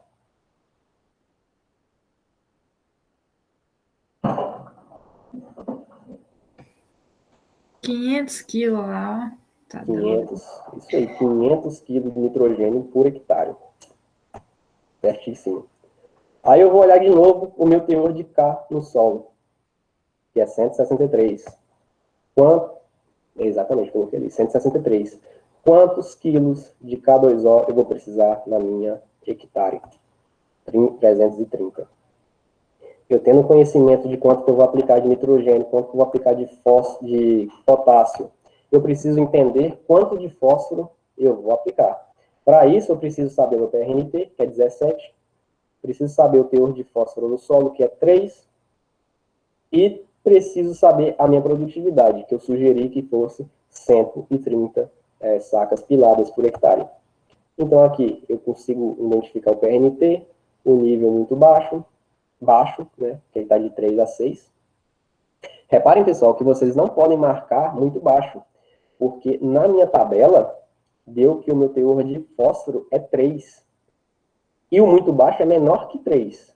Então, nunca pode marcar muito baixo, porque eu vou estar fazendo com que uma aplicação excessiva de fósforo, é prejuízo para o produtor.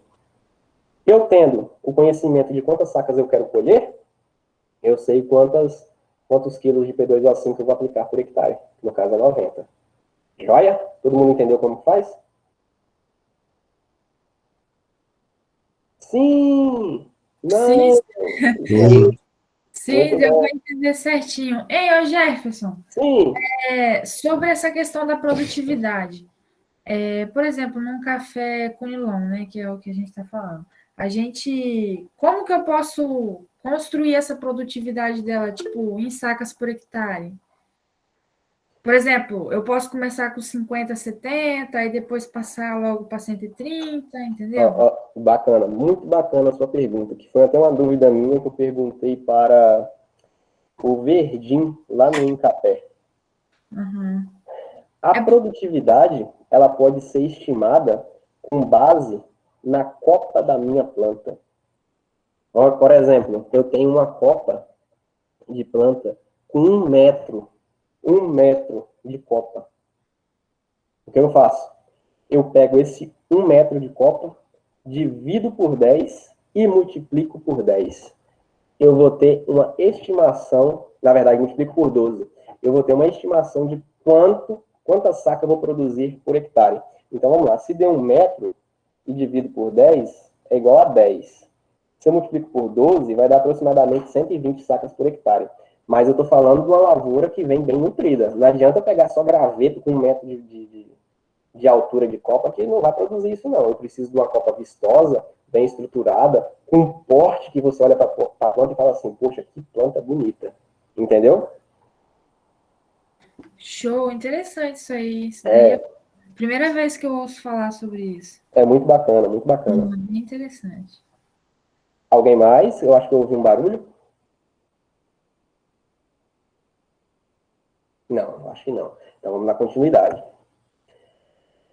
Então, pessoal, para atingir uma produtividade, né, de 130 sacas por hectare, em uma lavoura cujo espaçamento é 3:1, eu vou precisar, para essa análise de solo e para essa produtividade, 500 kg de N, 333 kg de K2O e 90 kg de P2O5. Fazendo a regra de 3 de novo, eu vou saber qual a quantidade de produto comercial a ser adquirida. Se der em 100 kg de ureia, tem 44,5 kg de N, e eu preciso de 500, quantos quilos vai ser adquirido de ureia? A mesma coisa eu faço para o K2O e para o P2O5. Isso aqui é regra de 3, então eu acredito que não há necessidade de frisar muito. E, novamente, nós estamos falando aqui de um plantio onde não é fertirrigado. As aplicações devem ser feitas no período chuvosos. Ok, pessoal? Aí vem a questão, e o formulado? Como que eu faço para calcular o formulado? Pessoal, eu queria muito falar sobre esse tema com vocês hoje. Eu queria muito entrar em formulação, eu queria muito entrar em fertirrigação, porque são temas que eu sou fascinado. Mas por conta do tempo, poxa, já são 9h37, o tempo não vai favorecer isso para a gente. Então, eu fiz uma apresentação para fechar o tempo certinho, porque vocês têm seus afazeres e tudo mais. Mas vamos dar continuidade aqui. Todo mundo consegue fazer essas contas de converter a quantidade do elemento para produto comercial, sabendo a porcentagem de elemento por produto comercial? Eu acredito que sim, né? Sim. Então, joia. Vocês vão ter o material depois certinho. Mas o formulário, pessoal, tem como fazer. Em outro momento, caso vocês tenham interesse, entre em contato com a empresa Júnior, marque com eles e fale assim, ó, chama lá o Jefferson para ensinar a gente a fazer, ou chama lá o Jefferson para reforçar o que a gente já sabe, porque isso aí é bacana. Então, vamos lá. Aí vem uma interação, né? O vendedor de fertilizantes comissionado, ganhando comissão. Aí o produtor desinformado chega lá para ele e fala assim, pode levar esse produto aqui, faz o mesmo efeito. O pessoal não faz o mesmo efeito. Se eu tenho, por exemplo, aí, a ureia, que tem 44% de N, e eu estou jogando 200 gramas por planta, né? E eu tenho um sulfato de amônio que tem 23% de N, eu estou jogando 200 gramas por planta, estou jogando a metade de nitrogênio. Não faz o mesmo efeito, não faz o mesmo efeito. Eles não são todos, ressalvo isso, não são todos, eles são comissionados, eles vão empurrar produto. Então nós, como os profissionais que fazemos o juramento quando formamos, devemos zelar pelo nome de agrônomo. Não devemos enganar nenhum produtor e nem uma pessoa, em hipótese alguma. Sempre ter respeito, sempre agir com caráter. Então vamos lá. Eu sei que eu vou precisar, né, de 1.123 kg de ureia, 550 kg de KCl e 500 kg de super simples. Como que eu vou aplicar? Onde eu vou aplicar? Como já foi informado, eu vou fazer a aplicação na minha projeção da copa. Isso, de forma alguma, é imprescindível. porque é ali que eu vou ter o maior sistema radicular da minha planta. Então, é ali que eu vou fazer a aplicação. Aí vem outra questão. Em áreas planas, eu adubo dos dois lados da minha linha. Então, se a minha planta exigiu 200 gramas por aplicação, eu vou aplicar 100 de um lado e 100 do outro. Já em áreas declivosas, é sempre recomendado aplicar do lado mais alto da linha, porque os colegas aí já falaram muito bem que existem percas, né? Percolação, lixiviação, entre outras. Aí vem a adubação de produção ainda. Eu falei que os 3 períodos mais importantes são os 3 períodos chuvosos, que coincidem com a floração da cultura, né, de agosto a setembro, com a segunda fase, que é o chumbinho, que ocorre de novembro a dezembro, que é quando o óvulo foi fertilizado pelo pólen, e a terceira fase, que é a granação, que ocorre de fevereiro a março. Essas são as etapas que devem ser feitas, né, a aplicação dos fertilizantes. Eu tenho a aplicação dos fertilizantes, eu vou fazer o cálculo de quantas gramas aplicar por planta. Como que eu faço isso? Eu fiz o primeiro lá, para a ureia. 1.123 kg de ureia, multiplicados por 1.000, para transformar em gramas, serão divididos por 3.333 plantas por hectare. Isso vai me gerar 336 gramas de ureia por planta. Só que lembra que eu falei que são 3 aplicações? Então, eu tenho que dividir esse meu montante por planta por 3, para saber quantas gramas de ureia aplicar por planta. Então, no final, vai ser 112 gramas de planta por aplicação. Se for em áreas planas, será 55 de um lado e 55 de outro. Se for em morro, vai ser 112 do mesmo lado, do lado mais alto. Todo mundo conseguiu compreender?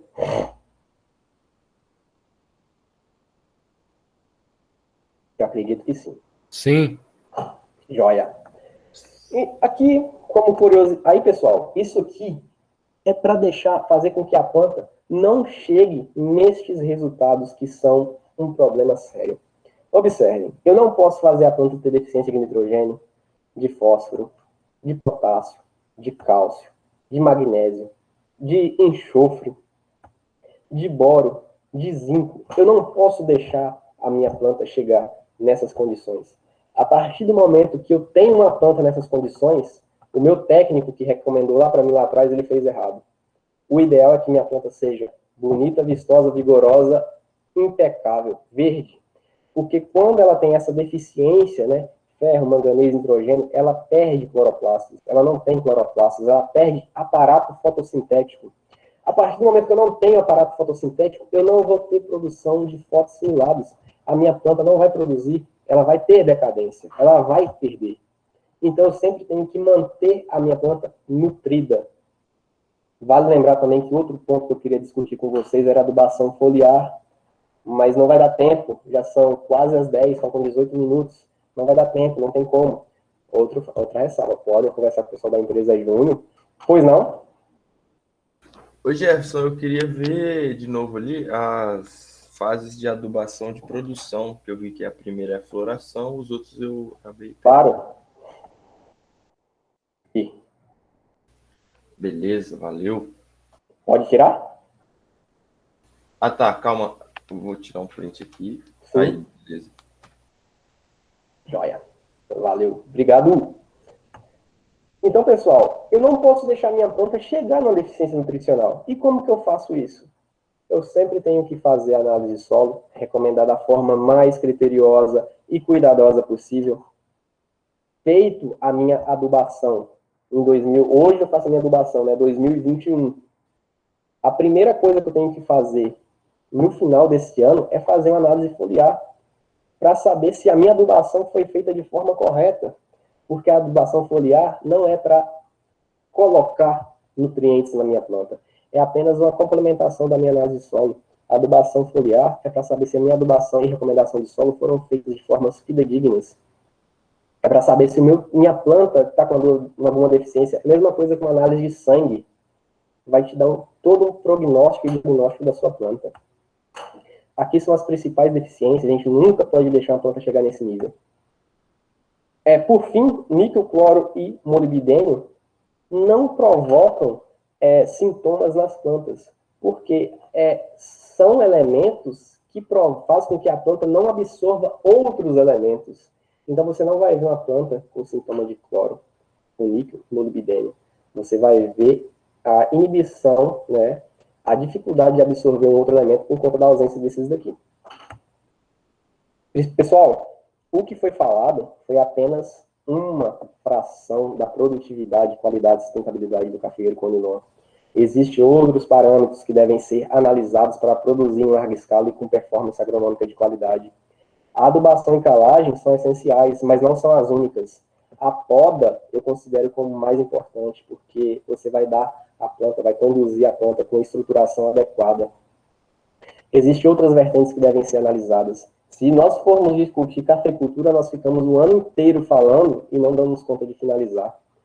Então, são detalhes muito importantes, onde você conhece um pouco hoje, aprende um pouco amanhã, ouviu no passado alguma coisa, vai juntando e vai moldando a sua forma de trabalhar. E é isso. Aprende hoje, aprende amanhã, ensina amanhã, sempre em busca de conhecimento. As informações que eu trouxe aqui para vocês foram tiradas desse livro aqui, né? O Café Conilon, do Incapé, é um livro muito bom. Caso vocês queiram entrar em contato, aí estão meus contatos. E, mais uma vez, né, eu agradeço pela oportunidade que vocês me deram. Eu agradeço ao convite que a empresa Júnior me deu.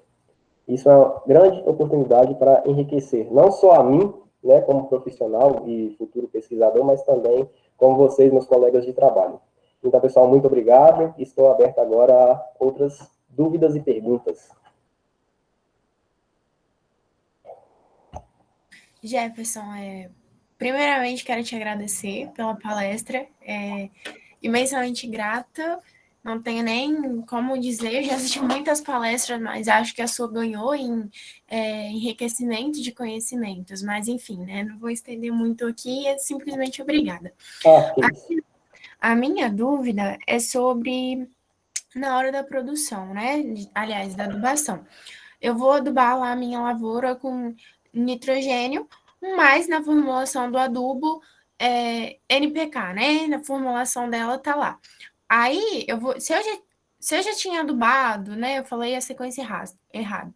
Mas se eu já tinha adubado, por exemplo, com potássio, se tiver o potássio nesse adubo que eu vou aplicar, já vai não vai estar na mesma quantidade que dá para me entender. Não vai estar na mesma quantidade. Eu entendi. Eu acho que eu entendi. Vamos lá. Vamos fazer um exemplo aqui para algo que seja mais fácil de explicar. Vou dar o exemplo do MAP. O que é o MAP? É um adubo fosfatado, né, que tem 12% de nitrogênio. Ok? Quando eu aplico o MAP, eu vou estar aplicando não só fósforo, eu vou estar aplicando 60% de fósforo e 12% de N. Esse N, ele deve ser descontado na próxima adubação com ureia. Eu acredito que foi isso a sua dúvida. Foi isso mesmo? Foi essa mesmo, eu só não consegui me expressar, mas foi isso mesmo. Joia, perfeito. Obrigado pela pergunta. Ô Jefferson, até tem uma dúvida aí nessa parte que você falou do MAP. Como ele tem 12% de N, é para descontar na outra adubação. Mas no caso de eu usar um MAP na formação de um café, no plantio do café na cova, e depois de um mês que você vai começar a fazer as adubações de cobertura, correto? Esse 12% do N, eu vou retirar dessa adubação de cobertura ou não? Vou complementar? Não, você não pode retirar esse nitrogênio da adubação de cobertura. Por quê? A gente tem que estudar, né, nós como agrônomos, nós temos que conhecer a estrutura da planta. Ela não vai ter raiz ainda. Eu estou aplicando fósforo para mim ter raiz para absorver o nitrogênio e o meu potássio. Se eu estou aplicando MAP, que já por sinal é muito caro, eu vou estar jogando nitrogênio fora, porque eu não vou ter raiz suficiente para absorver. Alguma parcela desse MAP vai ser absorvida, desse nitrogênio vai ser absorvido, mas não é toda. Então, quando eu for fazer a minha cobertura com 7 gramas de nitrogênio, eu tenho que fazer ela totalmente. Eu não posso reduzir aquele nitrogênio que foi pelo MAP. Até porque boa parte dele vai ser volatilizado e perdido, né? Porque é um gás. Ok, Rafael? Ok, ô Jefferson. Uma parte que também você deu até um exemplo ali de uma adubação de plantio, de um adubo que continha cálcio.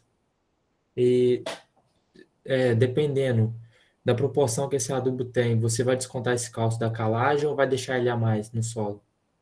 Então, aí vem a questão agora, o conhecimento fisiológico da planta e vem o conhecimento nutricional e como que a mobilidade dos nutrientes. O cálcio em si, a partir do momento que eu tenho ele no solo, ele é pouco móvel, então ele não vai estar perdido, ele vai estar retido e protegido ali, caso o meu solo tenha argila, né? Ele tenha cavidade siloxana. O que seria a cavidade siloxana? Cavidade siloxana seria um espaço entre os colóides do solo, onde potássio e elementos que são poucos móveis ficam alojados, ficam depositados. Aí, a partir do momento que eu tenho um sistema radicular desenvolvido, ele é absorvido. Ok? Então, no caso, eu poderia descontar essa adubação de cálcio na calagem. Poderia, mas não. Insignificante também, vai ser pouca coisa. Exatamente, é pouca coisa. Valeu, Jefferson. Muito obrigado aí. Aprendi bastante coisa nesse curso aí. É isso, muito obrigado a vocês pela participação. Isso é muito bacana, essa interação.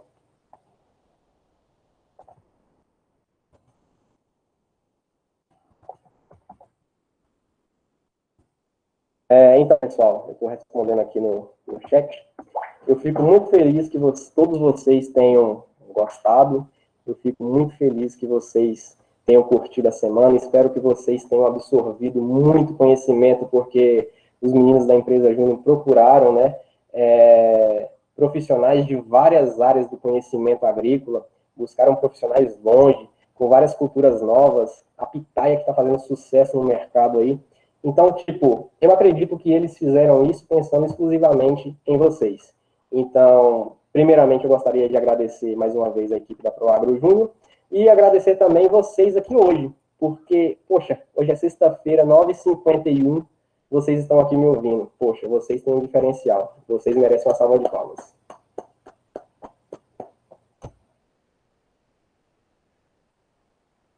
Então, Jefferson, em nome da ProAgro, eu quero te agradecer pela sua disponibilidade, por ter ministrado um curso tão enriquecedor. Eu acredito que agregou muito no conhecimento de cada um aqui. E eu gostaria também de deixar aqui o nosso convite para você participar dos nossos próximos eventos. No mais, o seu curso foi excelente. Muito obrigada pela sua participação. Obrigado, Cássia. Obrigado, pessoal. Uma boa noite a todos e bom descanso. Só lembrando, pessoal, o último curso amanhã vai ser às 8 horas e logo após o curso vai ser o nosso encerramento.